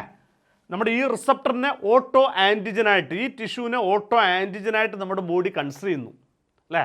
നമ്മുടെ ബോഡിക്കിന് സെൽഫിനെ തിരിച്ചറിയാൻ പറ്റുന്നില്ല, സെൽഫിനെയും നോൺ സെൽഫിനെയും ഡിസ്റ്റിങ്വിഷ് ചെയ്യാൻ പറ്റാത്ത അവസ്ഥയുടെ പേരാണ് ഓട്ടോ ഇമ്മ്യൂൺ. അവർ ഇമ്മ്യൂൺ സിസ്റ്റം, അവർ ഓട്ടോ ആൻറ്റിബോഡി അറ്റാക്ക് അവർ ഓൺ ടിഷ്യൂസ്. ഇവിടെ ACH റിസപ്റ്ററിനെയാണ് അറ്റാക്ക് ചെയ്യുക. അപ്പോൾ എന്ത് ചെയ്യും, there is failure of neuro transmission, that is myasthenia gravis. Than അതാണ് ഓട്ടോ ഇമ്മ്യൂൺ ഡിസോർഡർ. ടെറ്റനി എന്ന് പറഞ്ഞാൽ എന്താ, ടെറ്റനി എന്ന് പറഞ്ഞാൽ ആൻ ഇൻവോളണ്ടറി മസിൽ കൺട്രാക്ഷൻ ആണ് അല്ലേ. An involuntary and sustained muscular action, involuntary and sustained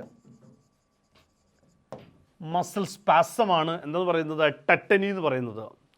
ഇതുണ്ടാകാനുള്ള കാരണം എന്താ, നമ്മുടെ ബ്ലഡിനകത്തുള്ള അയോണിക് ഡിസിക്വിലിബ്രിയമാണ്.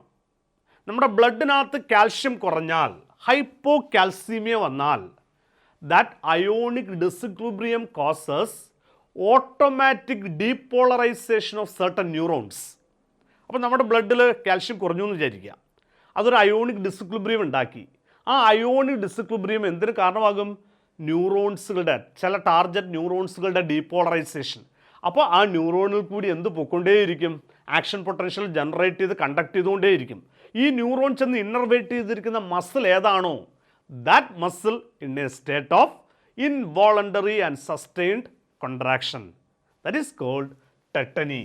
ഒറ്റ വാക്കിൽ പറഞ്ഞാൽ it's a hyperexcitation of muscle, hyperexcitation of muscle due to hypocalcaemia. ഇവിടെ നിങ്ങൾ തെറ്റിദ്ധരിക്കരുത്, എങ്ങനെയാ കാൽഷ്യം കുറഞ്ഞപ്പോൾ ഹൈപ്പർ എക്സൈറ്റേഷൻ ഉണ്ടായത്, മസിൽ സെൽസിനകത്ത് കാൽഷ്യം ഉണ്ട്, അവിടെ കൂടുതൽ കാൽഷ്യം റിലീസ് ചെയ്ത് ഹൈപ്പർ എക്സൈറ്റേഷൻ നടക്കാം. ഇത് എവിടെയാണ് കാൽഷ്യം കുറയുന്നത്, ആദ്യം ബ്ലഡിൽ കുറയുന്നു. ബ്ലഡിലുള്ള കാൽഷ്യത്തിൻ്റെ കുറവ് കൊണ്ട് ഏതോ ടാർഗറ്റ് മസിൽസിലുണ്ടായ ഹൈപ്പർ എക്സൈറ്റേഷനാണ്. ബ്ലഡിൽ കാൽഷ്യം കുറഞ്ഞാൽ അവിടെയുള്ള result automatic generation and conduction of impulse എന്നേ ഉള്ളൂ. ആ ഇമ്പൾസ് പോയി ആക്ട് ചെയ്യുന്ന ടാർഗറ്റ് മസിൽ, അവിടെ സഫീഷ്യൻറ്റ് കാൽഷ്യമൊക്കെ ഇരിപ്പുണ്ടാകും തൽക്കാലം. അപ്പോൾ അവിടെ എന്ത് കിടക്കും, ഹൈപ്പർ എക്സൈറ്റേഷൻ ഓഫ് മസിൽ. അതിൻ്റെ പേരാണ് ടെറ്റനി അല്ലേ. അല്ലെങ്കിൽ നമ്മുടെ ക്ലോസ്ട്രീഡിയം ടെറ്റനി കൊണ്ടുണ്ടാകുന്ന ഹൈപ്പർ എക്സൈറ്റേഷൻ ഉണ്ട്, അതിന് കാരണം ബാക്ടീരിയൽ ടോക്സിനാണ്. ആ ബാക്ടീരിയൽ ടോക്സിൻ കാരണമാണ് അവിടെ എന്തുണ്ടായത്, ആ ഓവർ കൺട്രാക്ഷൻ ഉണ്ടായത്, സ്പാസം ഉണ്ടായത്. അത് വേറെ. പിന്നെ മസ്കുലാർ ഡെസ്ട്രോഫി, അത് നിങ്ങൾക്കറിയാം, അതൊരു ഗ്രൂപ്പ് ഓഫ് ജനറ്റിക് ഡിസോർഡർ ആണ്. It's a group of genetic disorder ആണ്. Muscular dystrophy mainly associated with dystrophin metabolism. നമുക്കറിയാം dystrophin protein, an important protein essential for muscle contraction. അതാണ് ആ പ്രോട്ടീൻ ഡെഫിഷ്യൻസി കൊണ്ടാണ് എന്ത് വരിക, muscular dystrophy, a dystrophin protein deficiency.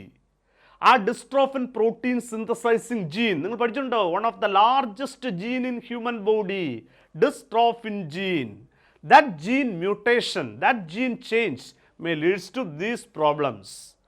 നിങ്ങൾ different Becker's dystrophy, ഏറ്റവും important Duchenne's dystrophy, Becker's dystrophy, myotonic dystrophy, different types of dystrophy associated with genic mutation. പിന്നെ arthritis അല്ലേ, severe inflammation, pain of joints, pain inflammation of joints. ഒരുപാട് ആർത്രൈറ്റിസുകളുണ്ട്. Main arthritis നിങ്ങൾ പഠിച്ചിട്ടുണ്ട്. ഒരു autoimmune arthritis, rheumatoid arthritis, osteoarthritis അല്ലേ. ഏറ്റവും common ആയിട്ട് കാണുന്ന ഒരു ആർത്രൈറ്റിസ് ആണ് osteoarthritis. One of the dangerous arthritis ആണ് rheumatoid arthritis. Uric acid deposition കൊണ്ടുണ്ടാകുന്ന ആർത്രൈറ്റിസ് ആണ് gouty arthritis. So that's about different arthritis. So anyway here answer auto immune disorder, myasthenia gravis. Then the percentage of oxygen in expired and inspired air is respectively. percentage of oxygen അല്ലേ. അപ്പോൾ PO2 അതിൻ്റെ പെർസെൻറ്റേജും ഒക്കെ നിങ്ങൾ പഠിച്ചിട്ടുണ്ടോ? ഇപ്പോൾ PO2 inspired എയറിലെ PO2 എത്ര? Partial pressure of oxygen നമുക്കറിയാം 159 mmHg ആണ്. എന്ന് പറഞ്ഞാൽ ഏകദേശം എത്ര പെർസെൻറ്റേജാണ് നമുക്കറിയാം. അറ്റ്മോസ്ഫറിക് പ്രഷറിൻ്റെ എത്ര പെർസെൻറ്റേജ്? 21. 21-അടുത്ത് നമ്മൾ റൗണ്ട് ചെയ്ത് 21% എന്ന് പറയാം.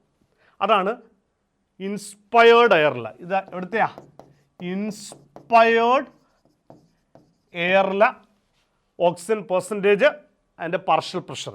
എന്നാൽ എക്സ്പയേർഡ് എയർ ആകുമ്പോഴോ, എക്സ്പയേർഡ് എയറിലോ എത്ര ഉണ്ടാകും പാർഷ്യൽ പ്രഷർ? അത് ഏതാണ്ടൊരു 116 mmHg ആയിരിക്കും.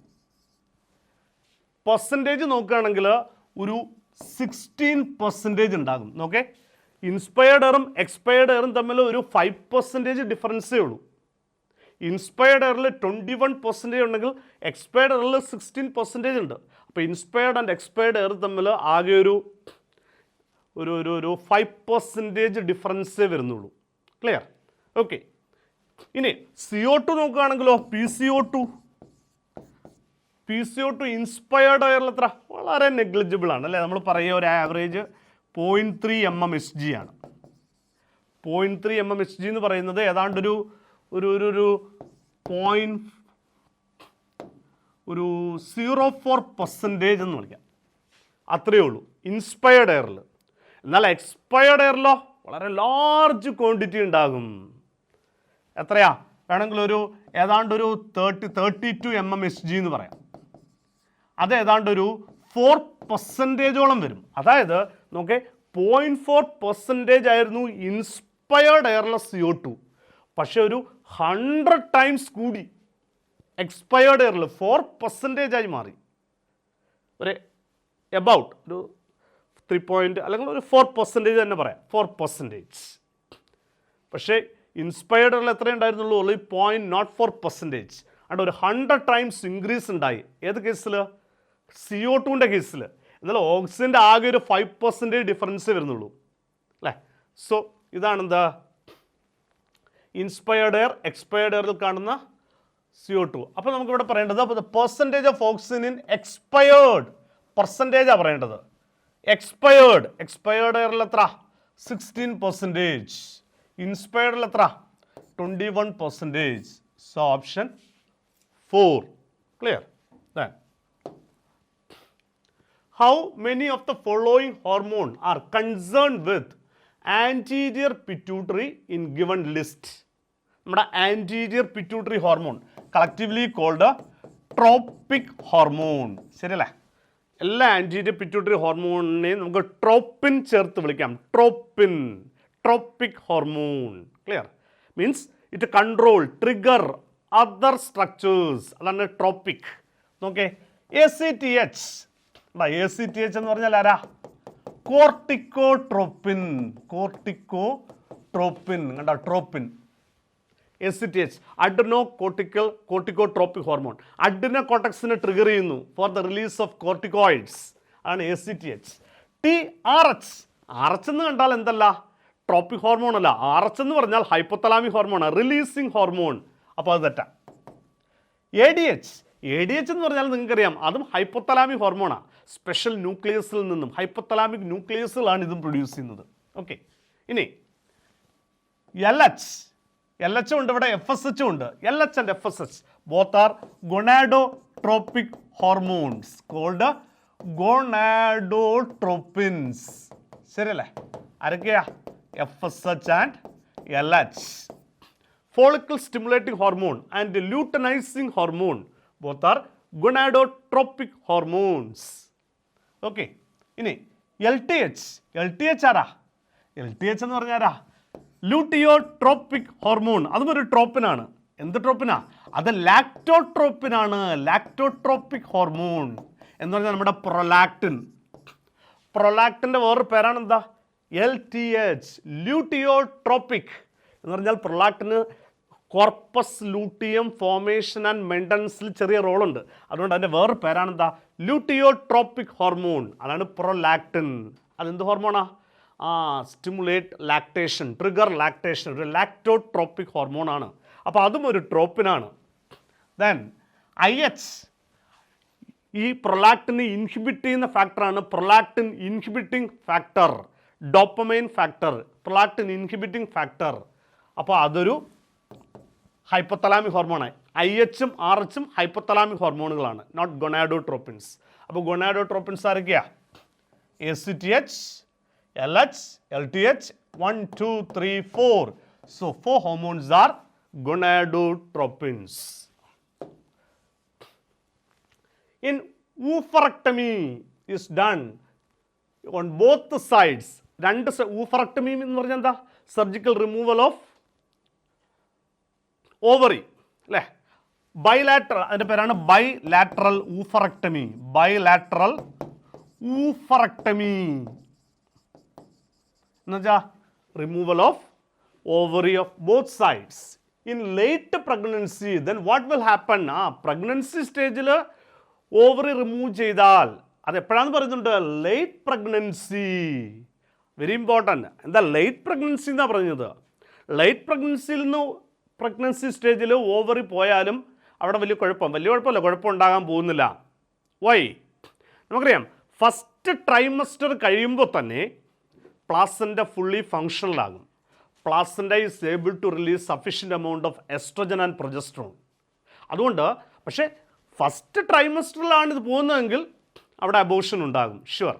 എന്നാൽ ഇൻ ലേറ്റർ ഫേസ് ഓഫ് പ്രഗ്നൻസിയിലാണ് ഊഫറക്ടമി നടത്തുന്നതെങ്കിൽ നോ പ്രോബ്ലം. അപ്പോൾ എന്താ? Pregnancy will be continued. Bilateral oophorectomy in later period of pregnancy, but this oophorectomy in our first trimester period laanengil sure leads to abortion. Okay, so next, അപ്പോൾ placental hormone ഒക്കെ fully function, placenta fully functional ആകുന്നത് വരെ എന്തിൻ്റെ ആവശ്യമുണ്ട്? ഓവറിയുടെ ആവശ്യമുണ്ട്. Clear? Okay. Next, select the correct sequence of activities performed by human or events which during evolution of human. നമ്മളിവിടെ കുറേ activities, human എവല്യൂഷനിൽ കുറേ ആക്ടിവിറ്റീസുകൾ പഠിച്ചു അല്ലേ? അതിൽ നിന്ന് നമുക്കൊരു സ്യൂട്ടബിൾ ആയിട്ടുള്ള ഒരെണ്ണം സെലക്ട് ചെയ്തെടുക്കാം. അത് ഓർഡറിൽ പറയണം. നമുക്ക് ഏറ്റവും അവസാനത്തിൽ നിന്ന് തുടങ്ങാം. അതൊക്കെ നമുക്ക് വളരെ എളുപ്പമാണ്. നോക്കേ, ഇതിൽ കറക്റ്റായിട്ടുള്ളത് ഞാൻ പറയാം. സ്റ്റാർട്ടിങ് അഗ്രികൾച്ചർ, അത് നമുക്കറിയാമല്ലോ, മോഡേൺ മാനാണ്. മോഡേൺ മാൻ അല്ലേ? നമ്മുടെ ഹോമോസാപ്പിയൻസ് ആണ്. അതിന് മുന്നിലുള്ള കേവ് പെയിൻറ്റിങ്സുകളൊക്കെ ആരുടെയാണ്? നമുക്കറിയാം, ക്രോമാഗ്നൻ മാനുടെയാണ്. ക്രോമാഗ്നൻ അല്ലേ, ക്രേനിയൽ കപ്പാസിറ്റി നമ്മളെക്കാളും കൂടുതൽ അല്ലേ, ക്രോമാഗ്നൻ. അതിന് മുന്നിലുള്ള ബറിയൽ ഓഫ് ഡെഡ് അല്ലേ, അത് നമ്മുടെ നിയാൻഡർത്തൽ മാൻ ആണ് അല്ലേ, നിയാൻഡർത്തൽ മാൻ. അതിന് മുന്നിൽ കാണുന്നത് ചിസൽ ഷേപ്ഡ് ടൂൾസ് ഒന്നും നമ്മൾ വ്യക്തമായിട്ടൊന്നും പഠിക്കുന്നില്ല, അത് അതിന് ഇടയിൽ വരുന്ന ആരെങ്കിലും ഉപയോഗിച്ചതായിരിക്കും. യൂസ് ഓഫ് ഫയർ, അത് മെയിൻലി നമുക്ക് വേണമെങ്കിൽ ആദ്യമായിട്ട് ഉപയോഗിച്ച് തുടങ്ങിയത് ഹോമോ ഹാബിലിസും ഹോമോ ഇറക്ടസും ഒക്കെ, ഹോമോ ഇറക്ടസ് ഒക്കെ പറയാം. അതിനും മുന്നേ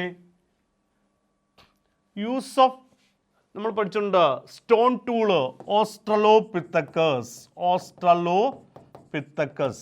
അപ്പോൾ ഇതിൽ നിന്നും നമുക്ക് ഏറ്റവും സ്യൂട്ടബിളായിട്ട് പറയാൻ പറ്റുന്നത് എവല്യൂഷൻ വൈസ് ആദ്യം സ്റ്റോൺ ടൂളുകൾ ഉപയോഗിച്ചു, അത് കഴിഞ്ഞ് ഫയറൊക്കെ കൈകാര്യം ചെയ്തു, പിന്നീട് കുറച്ചും കൂടെ അഡ്വാൻസ്ഡ് ടൂളുകളൊക്കെ ആയി, പിന്നീട് ബറിയൽ ഓഫ് ഡെഡ്, ഇവിടെ വരുമ്പോഴത്തേക്ക് ബറിയൽ ഓഫ് ഡെഡ് ഒക്കെ ആയി, പിന്നീട് ബ്യൂട്ടിഫുൾ കേവ് പെയിൻറ്റിങ്സുകളൊക്കെ നടത്തി, പിന്നീട് അഗ്രികൾച്ചറും അല്ലേ ക്ലോത്തിങ്സും ഒക്കെ എന്നത് മോഡേൺ മാനിലാണ്. ശരിയല്ലേ? അപ്പോൾ നമുക്ക് ഇതിൽ വെച്ചുകൊണ്ട് ഏറ്റവും സ്യൂട്ടബിളായിട്ട് പറയാവുന്നത് second option. Okay, next. Disease characteristics of swelling of scrotum and genital organ due to chronic information of lymphatic vessel. നമുക്കറിയാം ലിംഫാറ്റിക് സിസ്റ്റത്തെ അഫക്ട് ചെയ്യുന്ന അസുഖം ഇതിനകത്ത് ഏതാ? നമുക്കറിയാം ഫിലേറിയാസിസ് അല്ലേ, നമ്മുടെ ഫിലേറിയൽ വോം, വുച്ചറേറിയ ബാങ്ക്രോഫ്റ്റി. എന്താ ചെയ്യുന്നത്? Inflammation of our lymphatic system and blockage or lymphatic flow. ശരിയല്ലേ? പ്രധാനമായിട്ടും അത് അഫക്ട് ചെയ്യുന്നത് നമ്മുടെ ഡിസ്റ്റൽ അല്ലെങ്കിൽ നമ്മുടെ ലോവർ എക്സ്ട്രിമിറ്റീസുകളാണ്. It mainly affect our lower extremities. എവിടെയൊക്കെയാ? മെയിൻലി നമ്മുടെ legs, then genital organs like scrotum, female external genitalia, vulva etcetera.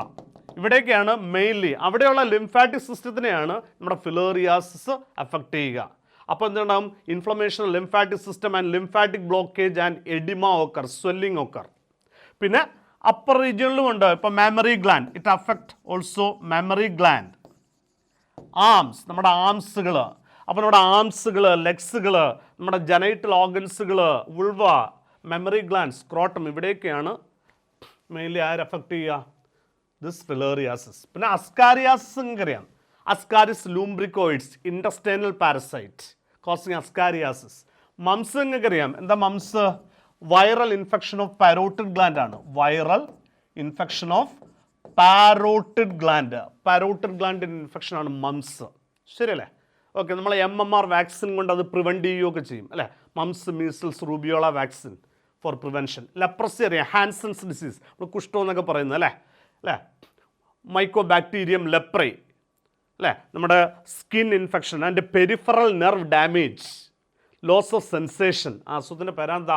Leprosy. Okay, so അതാണ്.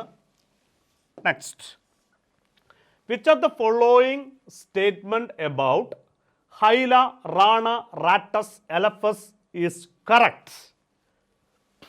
ഹൈല അറിയാം നമുക്ക്, ട്രീ ഫ്രോഗ്. റാണ നമ്മുടെ common Rana tigrina, bullfrog. Rattus റാട്ടാണ്, മെമേലിയയിൽ നമ്മുടെ മെമേലിയ. ഓക്കെ, ദെൻ എലഫസ് അത് മെമേലിയ. ഇത് രണ്ടും മെമേലിയാണ്, ഇത് രണ്ടും ആരാ? ആംഫിബിയാണ്. ഓൾ ആർ പോയിക്ലോതേംസ് ആണോ? അല്ല, റാറ്റസും എലഫസും ആരാ? ഹോമിയോതേംസുകളാണ്. ഇത് രണ്ടും ആര് തന്നെയാ? ഹൈലറാണ്, poikilotherms. All have 12 pairs of cranial nerves ആണോ? അല്ല, മെമേലിയൻസിന് 12 pairs-ആണ്, പക്ഷേ ആംഫിബിയൻസിനൊക്കെ 10 pairs ഒക്കെ വരുന്നുള്ളൂ. ഫ്രോഗിന് ചിലത് 9.5 അല്ലെങ്കിൽ 9 pairs ഒക്കെ വരുന്നുള്ളൂ. ഓക്കെ, 10 pairs മാക്സിമം വരുന്നുള്ളൂ, അതും തെറ്റാം. All have dicondylic skull. നമ്മൾ പഠിച്ചിട്ടുണ്ട് ഇൻവെർട്ടിബ്രേറ്റ്സ്, നമ്മുടെ ആർട്ടിക്കുലേഷൻ, സ്കളിനെ വെറ്റുബക്കോളുമായിട്ട് ആർട്ടിക്കുലേറ്റ് ചെയ്യുന്നത് 2 റൗണ്ടഡ് കോണ്ടൈൽ ഉപയോഗിച്ചിട്ടാണ് അല്ലേ? അത് ആംഫിബിയൻസിലും മെമേലിയൻസിലും. വെർട്ടിബ്രേറ്റ്സിൽ 2 ഗ്രൂപ്പിനാണ് ഡൈക്കോണ്ടൈൽ സ്കൾ ഉള്ളത്, ആംഫിബിയൻസിനും മെമേലിയൻസിനും. So correct. Sexes are separate, അതെല്ലായിടും അങ്ങനെ തന്നെയാണ്. And fertilisation is internal. ഇവിടെ ഇന്റേണൽ ആണോ? അവിടെ എക്സ്റ്റേണലും കൂടിയാണ്, എക്സ്റ്റേണൽ ആണ്, പക്ഷെ മാമൽസിൽ ഇന്റേണൽ ആണ്. അപ്പോൾ ഇത് റോങ്. അപ്പോൾ answer third one. Then identify the match. ഇതെല്ലാം നമ്മൾ കൂടുതൽ ക്വസ്റ്റ്യനും പലപ്പോഴും ചെയ്തിട്ടുള്ളതാണ്. സലൈവറി ഗ്ലാൻഡ് മാച്ച് ഒരു സലൈവറി ഗ്ലാൻഡ് ആണ് സബ്ലിംഗ്വൽ ഗ്ലാൻഡ് അല്ലേ, സബ്ലിംഗ്വൽ ഗ്ലാൻഡ്. ഇനി ഇവിടെ എന്ത് മാച്ച് ചെയ്യാം? എമൾസിഫിക്കേഷൻ ബാർത്തോളിൻസ് ഡക്റ്റ് കേട്ടോ. ഇത് ഏരുടെ ഡക്റ്റാ? നിങ്ങൾ ഈ ഡക്ട് ഓഫ് റിവിനസ്, ഇതിൻ്റെ ഡക്ട് ഓഫ് റിവിനസ് പഠിച്ചിട്ടില്ലയോ? Duct of Rivinus sublingual gland ഒരു കളക്ഷൻ ഓഫ് ഡക്റ്റാ. ആ ഡക്റ്റുകളുടെ കളക്ഷൻ, ആ കളക്റ്റീവ് ഡക്റ്റിൻ്റെ പേരാണ് ഡക്ട് ഓഫ് റിവിനസ്. ഈ കളക്ഷൻ ഓഫ് ഡക്റ്റിൽ വരുന്ന ലാർജ് ഡക്റ്റിൻ്റെ പേരാണ് ബാർത്തോളിൻസ് ഡക്റ്റ്. അപ്പോൾ AD2 ആയത്. ഓക്കെ, അടുത്തത് പിന്നെ ബാക്കിയുള്ള ഡക്റ്റൊക്കെ നിങ്ങൾക്ക് അറിയായിരിക്കാം. പരോട്ടിഡിൻ്റെ സ്റ്റെൻസൺസ് ഡക്റ്റ്, മറ്റേ മാൻഡിബുലാറിൻ്റെ എന്താ പറയുക വാർട്ടൻസ് ഡക്റ്റൊക്കെ നിങ്ങൾ പഠിച്ചിട്ടുണ്ട്. ദാൻ വില്ലയുമായിട്ട് മാച്ച് ചെയ്യാവുന്നത് നമുക്ക് വില്ലയിൽ കാണുന്ന സ്ട്രക്ചറാണ് ദ ലിംഫ് വെസൽ ലാക്ടിയൽ. ആ ലാക്ടിയൽ എന്തിനുള്ളതാ? അബ്സോർപ്ഷൻ ഓഫ് ഫാറ്റിനുള്ളതാണ്. So BA3. Okay, then intestinal എപ്പിത്തീലിയത്തിൽ എന്തുണ്ട്? ഗോബ്ലറ്റ് സെൽസ് ഉണ്ട് അല്ലേ. ആ ഗോബ്ലറ്റ് സെൽസിനകത്ത് മ്യൂക്കസ് സെക്രീഷൻ ഉണ്ട്. So CB4. ലിവറിനകത്ത് bile emulsification DC1. So answer. അടുത്തതാ നോക്കിയേ, നമ്മുടെ കുറച്ച് ക്രേനിയൽ ബോൺസുകളാണ് അല്ലേ, ക്രേനിയൽ ബോൺസ്. ഈ ക്രേനിയൽ ബോൺസിൻ്റെ പ്രത്യേകത എന്താ? ചിലത് പെയേർഡ് ആണ്, ചിലത് അൺപെയേർഡ് ആണ്. അതിൻ്റെയൊക്കെ പേരൊക്കെ ഒന്ന് പറയുക. So ABCDE select the correct option. നിങ്ങൾക്കറിയാം A എന്ന് പറഞ്ഞാൽ എന്താ? ബാക്ക് ഓഫ് സ്കള്ളാണ് അല്ലേ. ബാക്ക് ഓഫ് സ്കള്ള് ഒരു അൺപെയേർഡ് ബോണാണ്. നിങ്ങൾക്കറിയാം ഇതിൻ്റെ പേരെന്താ? ഓക്സിപ്പിറ്റൽ ബോൺ എന്നാണ് അല്ലേ. അപ്പോൾ ഓക്സിപ്പിറ്റൽ ബോൺ എത്രയേ ഉള്ളൂ? 1. ഓക്സിപ്പിറ്റൽ ബോൺ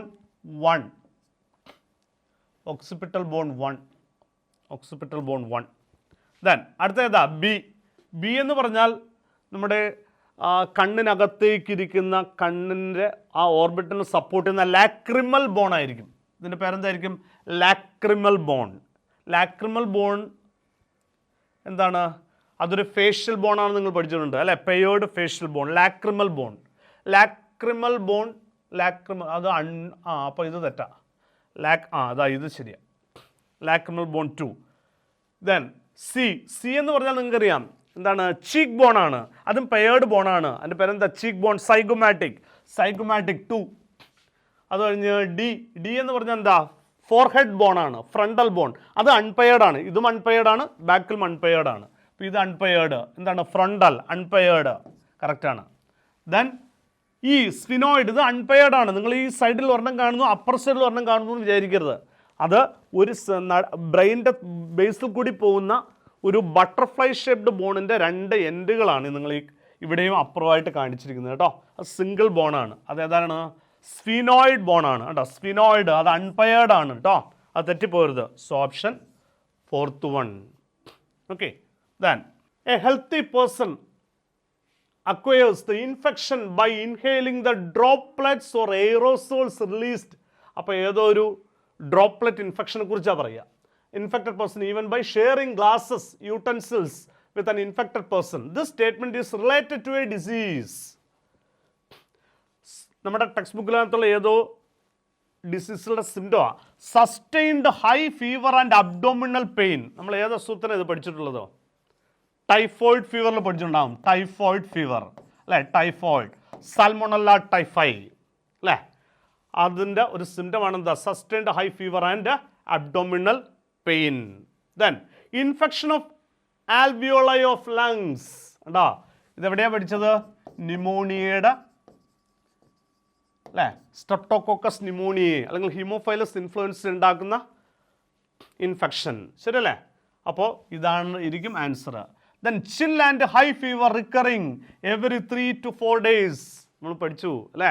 മലേറിയ ഇൻഫെക്ഷനിൽ there is recurring fever, chill അല്ലേ.